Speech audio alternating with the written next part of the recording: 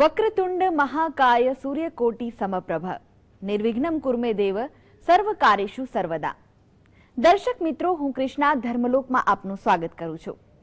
ભારતીય સંસ્કૃતિમાં ગણેશ ગણપતિ આદ્ય દેવ તરીકે પૂજાય છે। ભગવાન શંકર તેમના પિતા અને પાર્વતીજી તેમના માતા છે। દેવોના સ્કંદ કાર્તિકેય તેમના ભાઈ છે। તેઓ રિદ્ધિ સિદ્ધિના સ્વામી અને લક્ષ્ય લાભના પિતા છે। આ અનંત મહાશાળી દેવની પૂજા પ્રત્યેક કાર્યારંભે થાય છે। તે વિઘ્નહર વિનાયક, સર્વ વિઘ્નો હરી, આરાધક અને મનોકામના પરિપૂર્ણ કરે છે। 4 વેદોમાં અને 18 પુરાણોમાં, સ્મૃતિઓમાં, ધર્મસૂત્રોમાં અને ધાર્મિક ગ્રંથોમાં સર્વત્ર ગણપતિ પૂજનનો મહિમા ગાવામાં આવ્યો છે। ત્યારે એવા સિદ્ધિ આપનારા દેવ, સર્વનું કલ્યાણ કરનારા દુંદાળા દેવના આજે અમે તમને દર્શન કરાવીશું અમારી વિશેષ રજૂઆતમાં, ગણોના અધ્યક્ષ એવા ગણાધ્યક્ષમાં।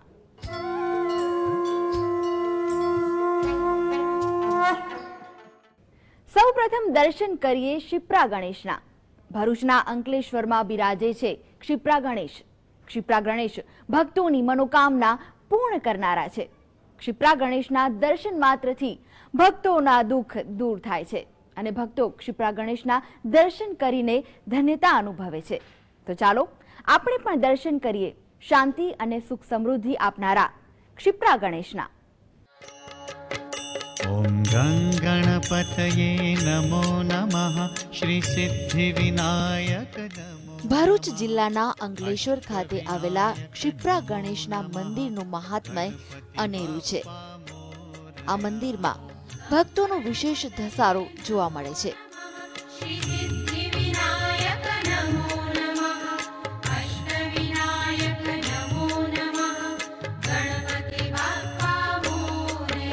ઓમ ગણપતયે નમો નમઃ શ્રી સિદ્ધિ। અંકલેશ્વર હાંસોટ માર્ગ પર આવેલા રામકુંડ પાસે ક્ષિપ્રા ગણેશ ત્વરિત ફળ આપનારા માનવામાં આવે છે, જેનો ઉલ્લેખ નર્મદા પુરાણમાં પણ જોવા મળ્યો છે।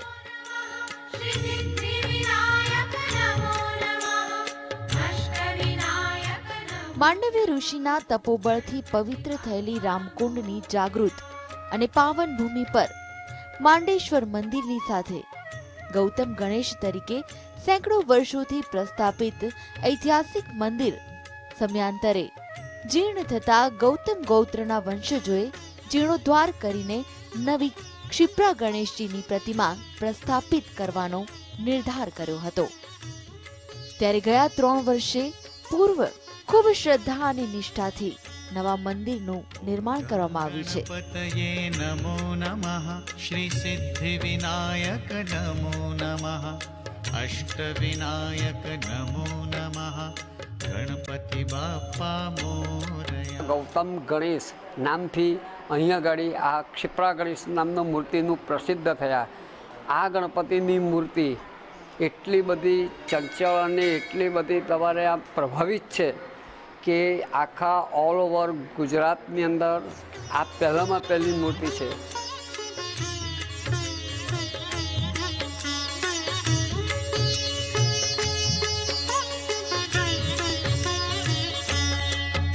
ઓમ ગણપતયે નમો નમઃ શ્રી સિદ્ધિ વિનાયક નમો નમઃ અષ્ટ વિનાયક નમો નમઃ ગણપતિ બાપ્પા મોરયા।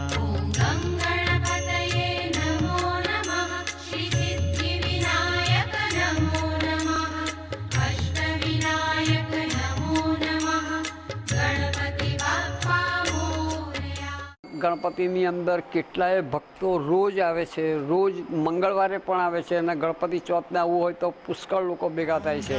ભારતનું આ ગણેશનું 9મું અને ગુજરાતનું પ્રથમ મંદિર છે, જ્યાં સંકટ ચતુર્થી અને મંગળવાર ઉપરાંત વર્ષ દરમિયાન અનેક ધાર્મિક કાર્યક્રમોના આયોજન થતા રહે છે। અમે દરરોજ મંગળવારે રોજ પૂજા કરવા માટે આવીએ છીએ અને ગણપતિ દાદા સૌની મનોકામના પૂરી કરે। ક્ષિપ્રા ગણેશ મંદિર પાસે જ માંડવેશ્વર મહાદેવનું તેમજ કાળ ભૈરવ મંદિર પણ આવેલા છે। આ ઉપરાંત આ સંકુલમાં અન્ય દેવાલયો તથા પરિક્રમાવાસીઓ માટે ધર્મશાળા અને યજ્ઞાલય પણ આવેલા છે। શિપ્રા મંદિરનો મતલબ છે તાત્કાલિક ફળ આપનારું મંદિર. આ ગૌતમની ઋષિના મંદિરથી અતિ પ્રાચીન મૂર્તિ 2013માં પ્રસ્થાન કરવામાં આવી છે. અહીંયા દર મંગળવારે ઘણા સેંકડોમાં શ્રદ્ધાળુઓ આવે છે. અંકલેશ્વરનું ક્ષિપ્રા ગણેશજીનું મંદિર અનેરું મહાત્મય ધરાવે છે. અંકલેશ્વર, ભરૂચ ઉપરાંત સમગ્ર રાજ્યમાંથી શ્રીજી ભક્તો અહીં પોતાની મનની ઈચ્છાની પૂર્તિ કરવા આવતા હોય છે. નિલેશ ટેલર, ભરૂચ, GSTV. પરમાત્માને આત્માનો અવાજ જ જગાડી શકે છે. શ્રદ્ધા એ શક્તિ છે જે ક્યારેક ભક્તને ભગવાન તરફ લઈ જાય છે અને ક્યારેક સ્વયં ભગવાનને ભક્ત તરફ લઈ આવે છે. ગણાધિપતિ શ્રી ગણેશ આ ધરતી પર અલગ અલગ રૂપમાં બિરાજિત છે અને તેમનું દરેક રૂપ સાક્ષી છે કે જે તેમને તન અને મનથી ન્યોછાવર થઈ જાય છે. તેમના જીવનને મંગલ મૂર્તિ ગણેશ મંગલમય બનાવી દે છે. તો આજે આપણે દર્શન કરીશું અમદાવાદના લાલ દરવાજામાં સ્થિત ગણેશજીના.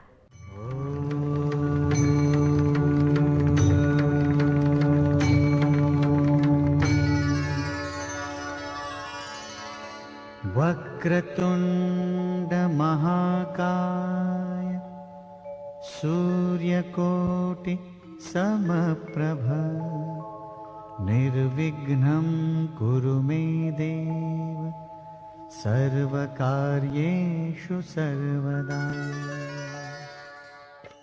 ભારતીય ધાર્મિક ગ્રંથોમાં કેટલાય દેવી દેવતાઓનો ઉલ્લેખ કરવામાં આવ્યો છે, પણ તેમાં મહત્વનું સ્થાન અને પ્રથમ પૂજ્ય વિનાયક, લંબોદર, વિઘ્ન વિનાશક શ્રી ગણેશને પ્રાપ્ત છે.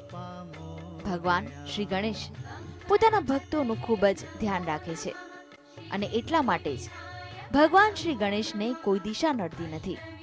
તે બધી જ દિશામાં બિરાજમાન છે. આજે આપણે વાત કરી રહ્યા છે અમદાવાદમાં આવેલા ગણેશ મંદિરની.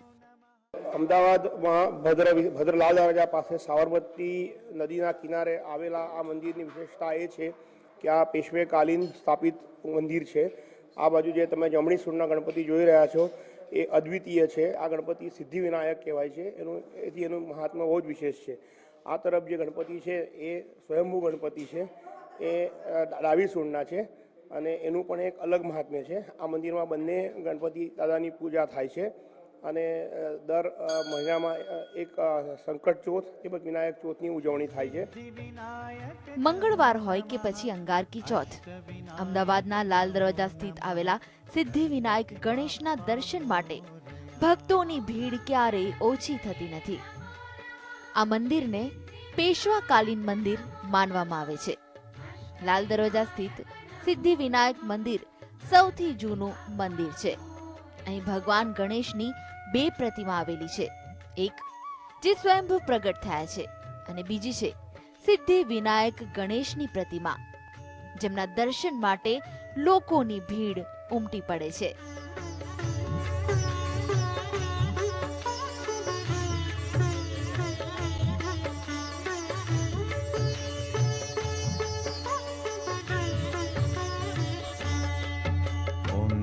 गणपतये नमो नमः श्री सिद्धिविनायक नमो नमः अष्टविनायक नमो नमः गणपति बाप्पा मोरया. અમદાવાદના લાલ દરવાજા વિસ્તારમાં આવેલું આ ગણેશ મંદિર અમદાવાદનું જૂનામાં જૂનું મંદિર છે.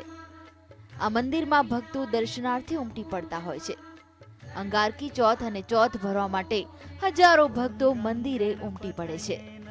ક્યારેક તો એટલી બધી ભીડ હોય છે કે ભક્તો કલાકો સુધી દુંદાળા દેવના દર્શન માટે, તેમની એક ઝલક પામવા માટે લાઈનોમાં ઊભા રહે છે. આ મંદિર સાથે ભક્તોની શ્રદ્ધા અને આસ્થા જોડાયેલી છે. ભક્તો તેમની મનોકામના પૂર્તિ માટે ભગવાનના દર્શને આવે છે અને ભગવાન ગણેશ તેમના ભક્તોની પુકાર સાંભળીને તેમની મનોકામના પૂર્ણ કરી દે છે.